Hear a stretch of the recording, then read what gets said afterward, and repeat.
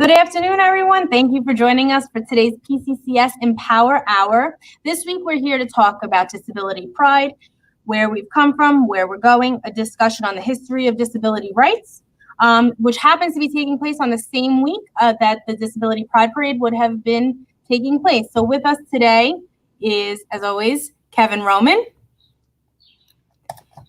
Chris Marchione. Hi, everyone. And Marla Moley. So guys, if you want to give a little introduction about yourselves, that would be fantastic. Sure. As mentioned, I'm Kevin Roman. I'm the development strategist and I suppose a co-host of the show. Chris, you want to go ahead? Hi, I'm Chris Marchione. I'm the founder and executive director at Person-Centered Care Services. Great. Hey, my name is Marla Moley. I am a self-advocate from New York City. Thank you guys so much for coming this week. Normally, if we were under different circumstances, we would have been marching down in New York City for this year's Disability Pride Parade. But now, since we can't go there, we're going to try to bring it to Facebook. So, Chris, I'm going to kind of get started with you. Sure. Can you give us a little backstory on your education in disability studies? I know that you started us, and we always love hearing your experiences. So yeah, so actually, most of I founded, established PCCS in early 2000s, and I didn't have an advanced education. I had my undergrad, and it wasn't until years later, I think I was 45. When I decided to go back to school. And I think it was 2009, and I was in one of our previous offices. We used to hop all over the place way back when. We kept on growing. We couldn't fit into a space, and before you know it, we have to find another one. But I got a brochure in the mail from CUNY, the City University of New York, the School of Professional Studies, and I saw that they had a graduate degree, a master's degree in disability studies, and it really caught my attention. I never heard of a degree in disability studies. I've heard of women's studies, and I read through the pamphlet, and I made a call and met with Dr. Mariette Bates, who at the time was director of the program. And I got an interview and I was accepted into the program, and I have to say it was probably one of the best experiences of my life. I made new friends, people with disabilities, people disabled, not disabled, and I still have those friendships till this day. Again, that was back in 2010. And the degree focused on, for example, disability history, how disability is represented in the media, meaning film, movies, TV, how it's portrayed even in the newspaper, paying attention to headlines, how these things are ableist. And what I mean by ableist is they're coming from a perspective where, disability is viewed as something to stay away from. You want to avoid at every cost. And I learned differently. Yes, if someone acquires a disability, it can be a traumatic experience, going from an able-bodied, a frame to, disabled. And the reason why I believe it can be challenging is because the things around us in our community, in our society, they're made, for able-bodied people. They're designed by people who are not disabled, and that doesn't work. But yeah, through my education, I learned more. I learned that human beings exist, and they be in different ways. And some people are born with a disability, and some people acquire a disability. And you guys heard me say this before: if you live long enough, you will be disabled. And part of my education, was to, share my experiences and share stories and learn stories of others, what their experience is. And I continue to do that today. That's incredible. Thank you for sharing all of that. I know from my own experiences, so taking social work 101, we learned a lot about Willowbrook.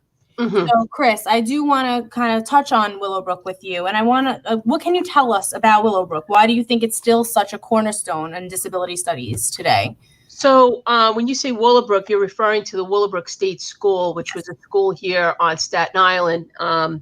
It's very interesting because from a certain perspective, it wasn't a school at all. It was an institution that housed people, children and adults, in particular with intellectual or developmental disabilities. And the space that the Willowbrook State School occupied here on Staten Island was built, I'm going to say, in the late 30s, early 40s, and it was built for that purpose. Institutionalization was a concept that was brought over from Europe by two major physicians in our United States of America, Samuel Gridley Howe, and I believe it's Hervey Wilbur. Back in the early 1800s, Wilbur actually established the Syracuse State School in the mid 1800s. Similar institution, like Willowbrook, and actually that's pretty much where the concept of Willowbrook came from, was based on that institution. It was the first institution, I believe, in the state of New York. Excuse me. But the Willowbrook State School, I think, it was definitely built with the most sincere intentions, to provide home, to provide care, to provide learning. It was supposed to be a school of learning for children, and adults with an intellectual disability. Unfortunately, due to economics and other circumstances, and things didn't go so well. There was many abuses that went on, at the institution. People were sexually abused, physically abused, even murdered. There were medical experimentations going on as well. And for a place that was only supposed to be to accommodate 4,000 people at one point in time, there were over 6,000 people, just housed in this space. And in the early 70s, Geraldo Rivera, news reporter, some of you may know that name, exposed all of these horrible things going on. And I am going to just say this. There was a lot of bad stuff that went on at that institution, but you did have a lot of good people that were working there trying to really support the children and adults that were there, trying to make their lives better, trying to make it work. But these are the things that happen when limited government funding, when little attention is applied to or value is not placed on human beings because of their identity, because they're identifying as people with a developmental disability. And those things can never happen again. And it is a good thing that out of that came the deinstitutionalization movement. People moved out of that place into their own homes, their own apartments, they with supports. That became the sort of an impetus that led up to the 1990 Americans with Disabilities Act. So we learned from what that was, and we still talk about it today because we don't ever want to see something like that happen again. And even though there are still institutions that exist here in New York and across the United States, and we're working very hard to manage that and eliminate them, because I do believe, like most of you, that people can live on their own with the right support. Absolutely. So, Chris, I think from what you're talking about, it sounds like we did get to a good place, but we do have a way to go. Yes. I'll say this one thing, and then I'd like to hear from Marla. We haven't spoken in quite some time, maybe little chats here on Facebook, but that's about it. I've always said that I hope one day I don't ever have this job. We shouldn't have to fight so hard to have people, disabled people, be treated with respect and value, and for them to feel belonged in our community. Absolutely. So Marla, we haven't spoken to you yet. Can you tell us a little bit about yourself and about your journey? Like I said, I am a self-advocate from New York City. 50 years old, born with a disability, went through the New York City public school system, was in segregated special education until 7th grade. The 70s, that was what was done. There were no powers, there was no inclusion. And 7th grade, I was basically thrown into the Shark Tank. Did you say? I'm sorry, Marla. Did you say the Shark Tank? Pretty much. What's that? Can you elaborate on that? Meaning, there was some support at school, but very, very, very minimal. Today, it would be a lot more. Oh, yeah. I had an hour resource room, and that was it. Along the lines of support. And was told by guidance counselors, if you need anything, here we are. Right. There was no power, which would have been an amazing thing.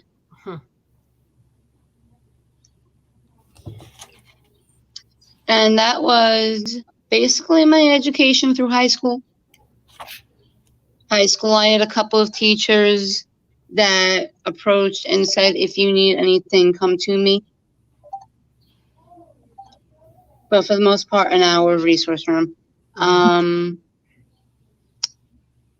Felt very alone because I wasn't taught about the history of disabilities. I felt I was kind of limited as to what I could do because I didn't know that there were, well, I take that back. I knew there was an actress with cerebral palsy because I had seen her on TV. But like for the most part, I didn't know what people with disabilities that were adults did. So we talk a lot about inclusion and, you know, the disability community and how inclusion is really important. Do you see a difference from then to now as far as inclusion goes? Yes. What are some of those, changes that you see? Well, I know now that a student in my situation in schools, the support system is more. There are powers now. I know even the special education classrooms themselves are different, that there's more staff and the classes are smaller themselves. Right. So Chris, sorry. Go ahead. Keep going, Marla. We love hearing from you. Even just going on Facebook, a young person with a disability can log on and see a performer with a disability, see a lawyer with a disability, and that's just something that didn't, it did happen, but I didn't know of it. Yeah. So they weren't very outward with that information, kind of keeping you in the dark a little bit.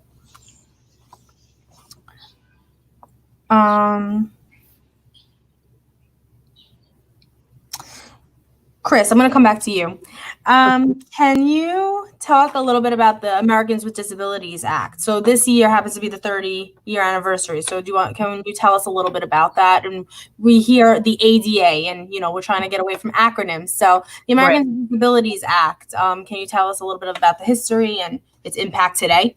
Sure. So that was the disabled community fought very hard.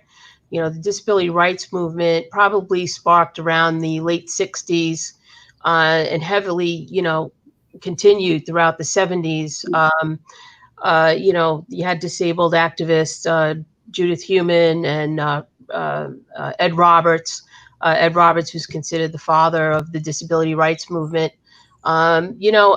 Really, they were the impetus to spark these rallies, protests, sort of like what you're seeing today in the community, to demand, access, demand, equity with education, with employment. It took a very long time. I mean, from the 60s all the way up to 1990, when George H.W. Bush signed that into law, the Americans with Disabilities Act. It was a long time, and many activists, unfortunately didn't get to see that moment, and then left behind their legacy, of fighting for it. But we do have, the disabled community now has rights, which is great. You have this landmark legislation. We commemorate it every year on July 26th. That's one of the reasons why the New York City Pride Parade is in the month of July. It's surrounded, to sort of also celebrate, the ADA. But we have rights, but rights can't change the attitude of people. And that's the focus, I think, that for me, where we are now is where we're moving from disability rights to disability justice, to still, fight for, our rightful place, in our community, in our society. So while we have the ADA and there's many other laws that are out there, surrounding education and then employment, we still need to work very hard on changing the way people in our community view people with disabilities. And one of the ways to do that, I mean, what Marla was saying is, when she was growing up, she never really knew about, careers for people with disabilities. She didn't really know about the representation of disability in the media. If there was representation, she absolutely would have known about it.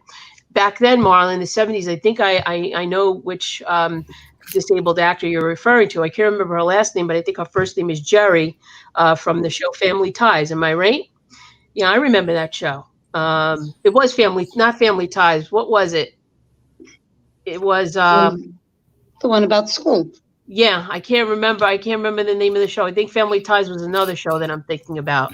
But anyway, yes, Jerry Jewell. I'm probably going to tag her in this. Okay, good. But now we see more and more that, people with disabilities are in various professions: lawyers, doctors, teachers, doing the work that we do,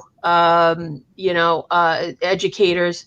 And that's the way it should be. There still is, a lack of representation in film and movie.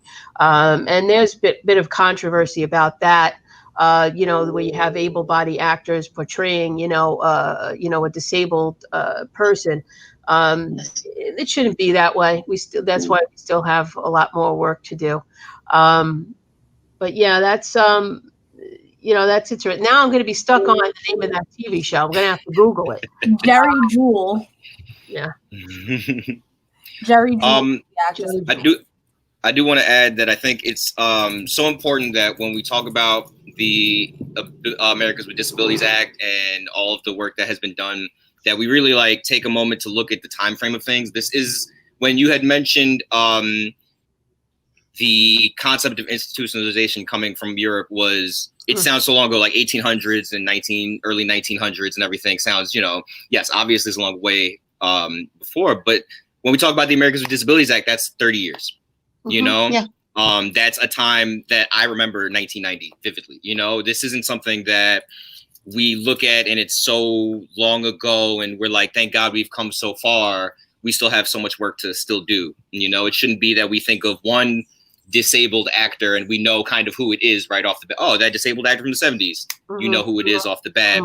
You want to see so many able-bodied and disabled-bodied people in the media or represented everywhere that you don't know who you're talking about because it's just an actor or it's just a teacher or it's just a person, So I definitely think that's important. Instead of Born This Way being canceled because it didn't have the right amount of viewers, whatever the word is, the numbers. It should have been moved to a network that was more accessible, where it would be seen. Yeah. That's why it's so important when, actors and artists, when they come out, so to speak, and identify as having a disability. For example, Bruce Springsteen, a few years ago, there was an article, I'm not sure which magazine it was featured in. It might have been Time magazine, but he revealed that, he's a person, who lives with depression. with mental illness. And it's important that, these people that we, look up to, we follow them, whether it's their music, their acting. It makes the rest of us, who continue to hide, not come out of the closet to reveal our true identity. It removes that cloth, that veil, so that you can express who you really are. And that's the way that it should be. Absolutely. I think that if the networks got more, when they develop TV shows, have a TV show where there is a group home. Okay. The neighbors live in a group home. Actually, there was a TV show from the UK, from the United Kingdom, a few years ago. It was on the web. It was called The Specials. Yes. I'm not sure. Have you heard of that, Marla? Yeah. Yeah. I'm not sure if that's still around, but I was following those guys for a bit. And I know there's a film or a documentary on HBO that was about I think 4 guys in a band, and Yes. was following them around as well. Yeah, but But not instead of HBO or the UK or Crip Camp being on Netflix, have them You're right. have them accessible, have it on ABC. Yeah, absolutely. I understand. Have That is a about sitcom lack on of access. CBS with a character that has a service dog, so people are learning about. Yeah. Okay. Well, that's the whole point about disability being visible, so that people learn you inquire, you share stories, and people sharing their own stories. That's how people become, I guess, comfortable. But when you don't know, that's what you fear, and that's what we have too much of. So we have to work very hard together, to try to make that change. Absolutely. Marla, have you had any experience with the Americans with Disabilities Act? Like any personal experiences? Have you seen that accessibility is a lot easier for you now than it was years ago? Do you think we have a long way to go from here? It is, but it isn't. Perfect example is my apartment building. Okay, we were under 5 floors, so we can't have an elevator, but about half of the building is people with disabilities. So despite us being under 5 floors, there should still be an elevator. Wow. Yeah, finding accessible housing, especially on Staten Island, is very challenging. We all know that. Everything on Staten Island is built up. It's tall and skinny. It's very hard to find that in this borough. I'm sure it's probably the same, across the nation. And then, of course, there's price. It's so expensive, a 1-bedroom apartment. These are other challenges on accessibility that the disabled community faces. Absolutely. And how do you belong when you don't have access? I'm sort of lucky. I mean, the buses here in NYC are running. I guess for a little while with the pandemic, they weren't. And people are supposed to board from the back. Why? I don't really get it. I guess to spread out the passengers or whatever. But I basically stand where the bus would stop and I point to my knee. And I'm lucky enough that the drivers open the front door and I just. So they're making it accessible to me. Right. But it depends on where you live on Staten Island. You probably live in a very populated area with traffic, maybe a high traffic area where the buses are coming and going. If you live out, in certain areas on the island, there is probably a nice walk, to the closest bus stop, And forget about the train. If you're living on the North Shore, you're not taking the train at all. It's nowhere near you. So then you're relying on assessor, and that's an issue in itself. Yeah. We do hear that a lot, that assessor ride is not very accessible, unfortunately. It's kind of counterproductive.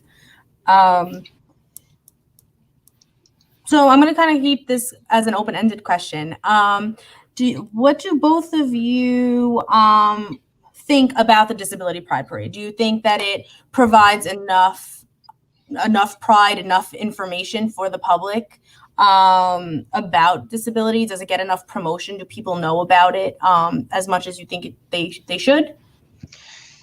Marla, you want to go first? I think because of social media, people know that June is Disability Awareness Month because they see it all over Facebook. So they may kind of sort of know that there's a parade, but they don't know where it is and when it is. It's not publicized nearly enough. Right. I have to agree with Marla. I'm even going to go a step further and probably say that it's probably just people in the disabled community that know about it, or people who happen to be connected to it, to the disabled community. Like, for example, my parents, they'll hear from me that, oh, it's July, the Disability Pride Parade is coming up. That's where I'm going to be. But other than that, they would not know that. Probably other people in my family, more than likely, they won't either. And it's hard because even the mayor's office is a big part of that, which is great.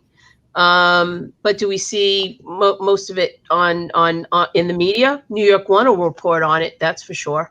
I'm not sure if the Advance, will report on that, the local paper we have here on Staten Island. But it is something that needs to continue. That is a day that, disabled people celebrate. We come together as a community. And you do have, a lot of allies that are participating as well. And it's important. It really is, our life really has changed with COVID. Now I'm going to say all Americans need an accommodation. We all, may have to make sure we have a mask, and take precautions in order to engage in our community. None of us can leave the house without making sure that we have these necessary accommodations. All of us have experienced now what it means to not have access to the things that we once had access to, including friendships, even intimate relationships. All that has changed. Right. Even the way you communicate with a person is completely different now. Absolutely. Definitely. Absolutely. And I think for some, and I'm hoping more, more of us will realize the necessity of having communities that are accessible, how important that is.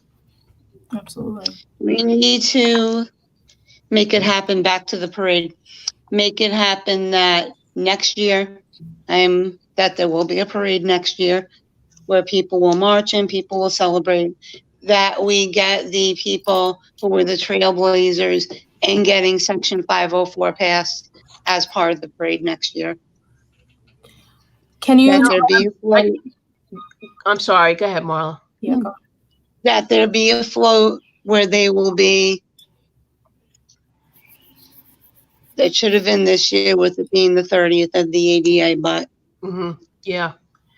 I just wanted to mention that, before this pandemic, most businesses, really didn't support telecommuting, working remotely. You had to be in the office. You had to be, at work. And I think this pandemic really taught us, that we can accommodate that. There are people with disabilities who, are able to do jobs, but we're not given the accommodation of working from home because that was like, we frowned upon that, as I would actually love a job working from home. Right. Exactly. Right. We now realize how valuable it is, to work from home, and we can accommodate that. It's very interesting what we're going to learn, from this. Right. I think even I can speak for myself. Productivity has completely gone up from working from home. That's great. That's So I'm very glad to hear that, Alyssa. Put that little bit in there,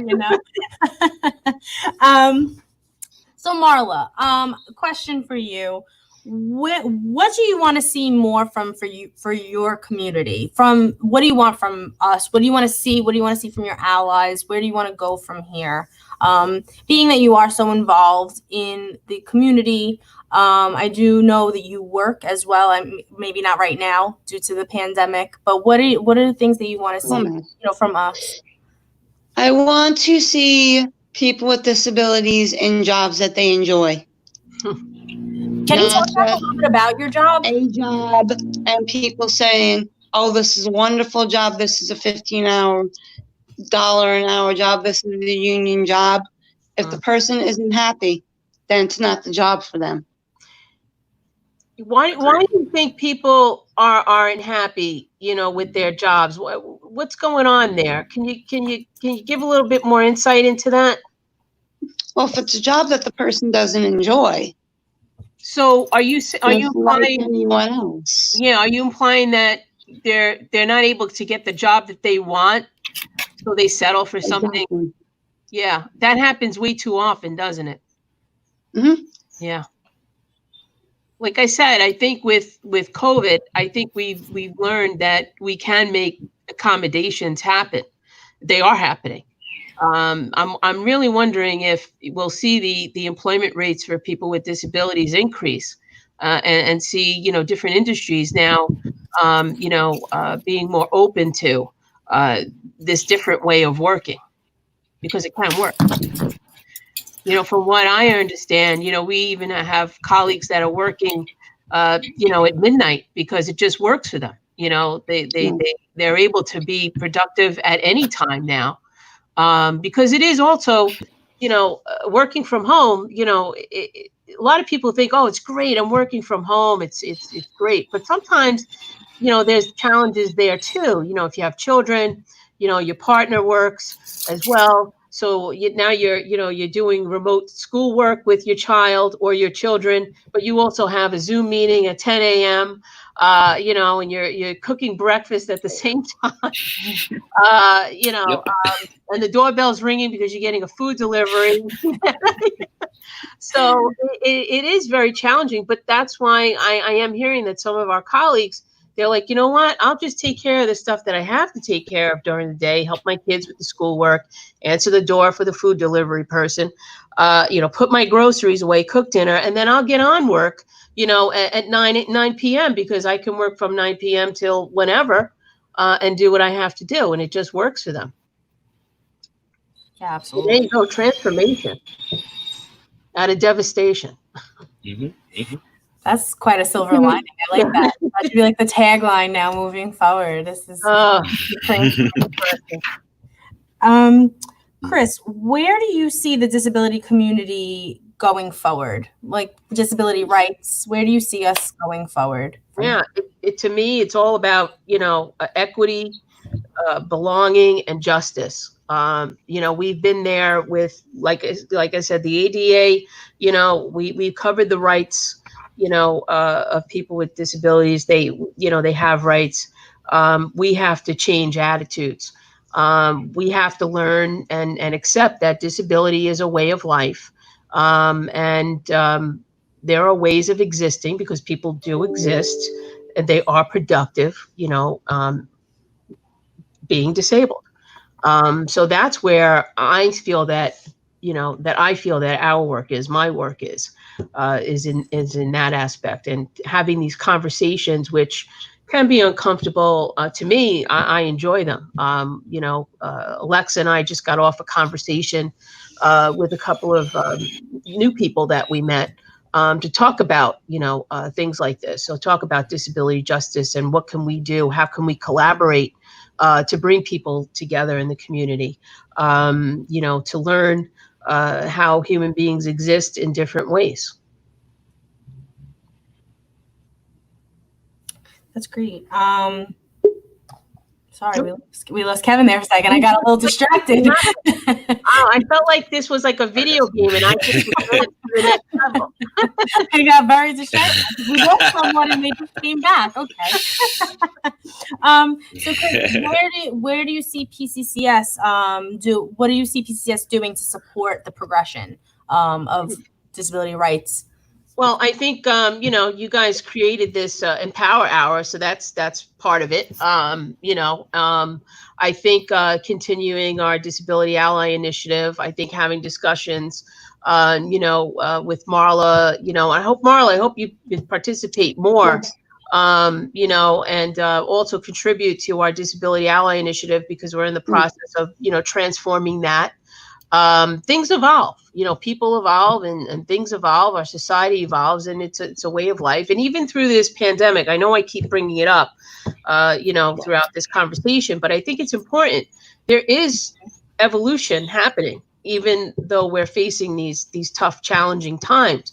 And even though people are scared, and they have every right to be scared. But I think, that we will figure it out as human beings. I'm pretty confident that we will all figure it out. And as an organization, I think our part is to help support the disabled community on that journey, how to evolve and move forward. And again, to figure out ways of, belonging, getting closer and connected more to our community. What do you think is the responsibility of our allies and of the community to make these changes and to progress even more? Well, when you say that, that's very interesting, because my initial response is responsibility. They need to take responsibility for their own selves, for their own lives. Because like I said before, if you live long enough, you will be disabled. So what is your future going to look like? You might have gotten a little taste of it now. Like I said, there are restrictions out there. There is limited access. There is limited connectivity. You cannot go out without having your equipment, without having your accommodation. What's life going to be like, 10, 20, 30 years from now, 40 years from now for you?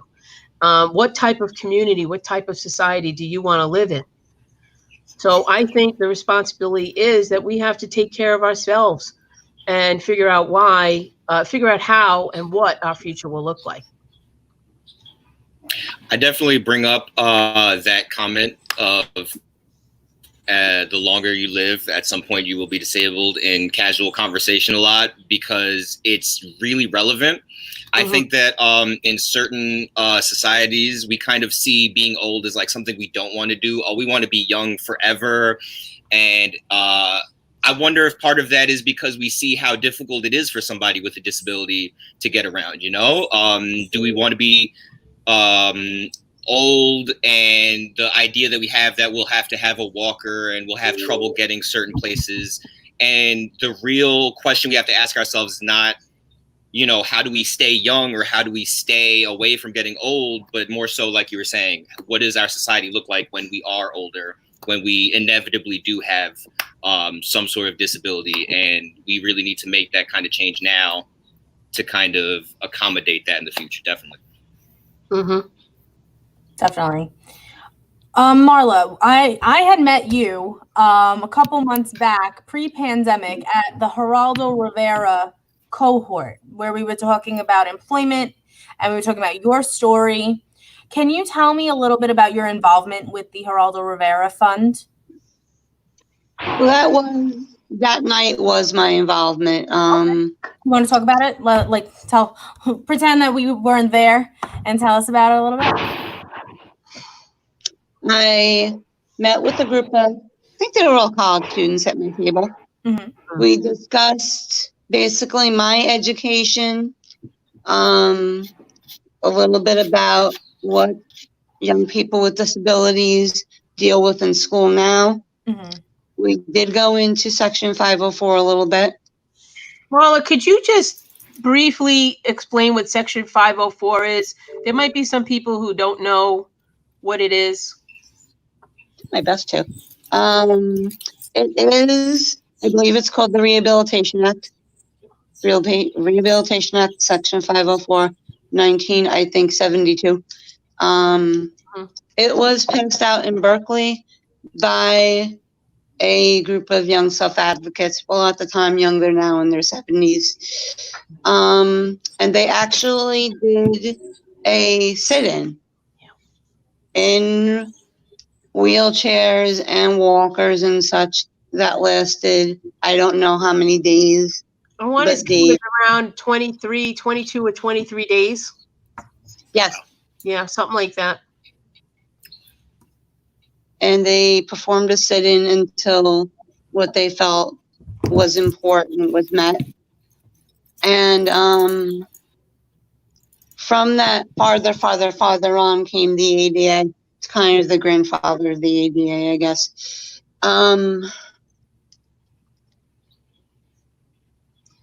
And some of what Section 504 does, you know, is for kids in school who need accommodations for maybe taking a test a little bit more, have more time for taking a test.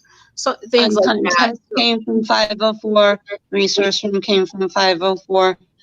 Much later on, inclusion, Harris came from 504. Mm-hmm. Yeah. It was all about accessibility. That's what I was talking about earlier with Ed Roberts and Judy Human. They were part of that sit-in and demonstration. And later on, you're right, Marla, it did lead up to the passage of the Americans with Disabilities Act. Even employment for people with disabilities originated out of 504. So Marla, to go on that employment conversation, what has your experience been with your jobs? I know that you've had a couple of jobs, and I've always been employed basically since like 13, 14. Some jobs I've enjoyed, some jobs not so much. Mm-hmm. So what are you doing currently? Actually going back next week, working at a supermarket.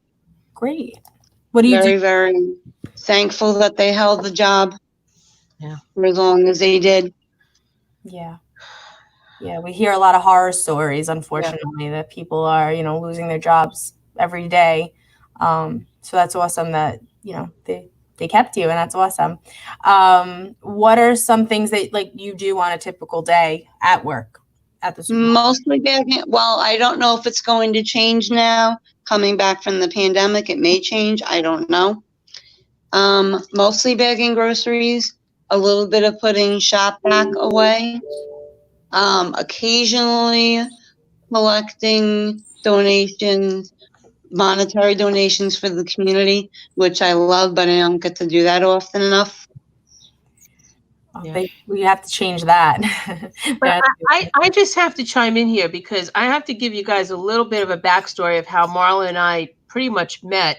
And I want to say it was probably, what year are we in, 2020? Oh my God, I can't believe I'm going to say this. However long you knew Kim, it was to Kim. Right, it was 17 years ago. 17 years ago. And we met, that's right, Kim Donnelly. And that's actually when I met Kim. And we worked together with Jackie Romo. It was me, Marla, Jackie Romo, Roz. Remember Roz? Yes. Roz Gregg. And Dave Booth. Yes. And there was a couple other people, maybe Lola Braisted. Yeah. And we developed together, all of us, we developed the Self Advocates of Staten Island. And they still meet till this day. I don't know if you go to any of the meetings, Marla. Have you? I haven't been in so long. I don't. They're not really accessible because of where they are. Imagine that. The Self Advocates of Staten Island. Go figure. There's a problem. Good thing we're having these conversations, I guess. Yeah. But I remember those days. Those were fun days. Those really were fun days. But yeah, I missed that. That's wow. Well, we are really grateful to have Marla come and speak with us. So I'm going to leave us off on one last question. Keep it up for anyone who wants to answer it. Where can allies go to help? What groups can they join? How can we best educate ourselves? How can we be allies? What would be like a great step in the right direction? I guess really contacting any nonprofit, and if you're looking to volunteer, if you're looking to help, calling and saying, what can I do? That's great. Yeah, definitely volunteering I think nonprofits are always looking for volunteers. We are. There's my plug. www.ny.org. Yeah, I mean, being an ally to any, a group of folks, the disabled community, the LGBTQ community, I would say that if my poor family, if any of them are listening, they usually don't say anything to me, but I'm sure they'll bite their tongue again. You need to open yourself up and put yourself out there to people that you normally wouldn't engage with. I guess I'm trying to say, I'm a very curious person. I want to learn about different cultures. I want to learn about different ethnic groups, people, that, come from other countries. What's it like to live there? Like, I'm not a big traveler. I don't travel outside of the United States. I think the farthest no, you know what? I haven't been outside the United States. That this is my journey so far.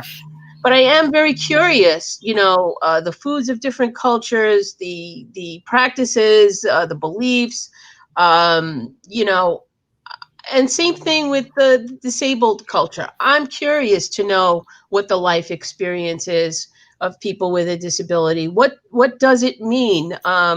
Is it equitable? And we know it's not. So to be an ally, I think is getting to know one another. I think it's not only listening to someone else's story, but it's also sharing your own. I'm not inhibited to say that I grew up, around very negative stereotypes, and I didn't want to be around that as I got older. I knew I wanted to get away from those things, because it just didn't feel right. I definitely didn't fit in with that. And I'm glad I did, because my world would be so narrow and small and lonely and boring. So my message is to get to know one another. That's what I think the most important thing you can do as a human being. And you will live a fulfilled life. That's for certain. I completely agree. Thank you. So with that said, I want to thank you both for coming today and talking with us about disability pride, where we should be going from here. And I hope to have you both back very soon. Yeah. So with that said, I want to thank everyone who joined us today for our PCCS's emPower Hour, where we come together within the community and the agency to reconfigure humankind. And with that said, have a great day. Bye, everybody. Bye, Marla. Bye. Thank you.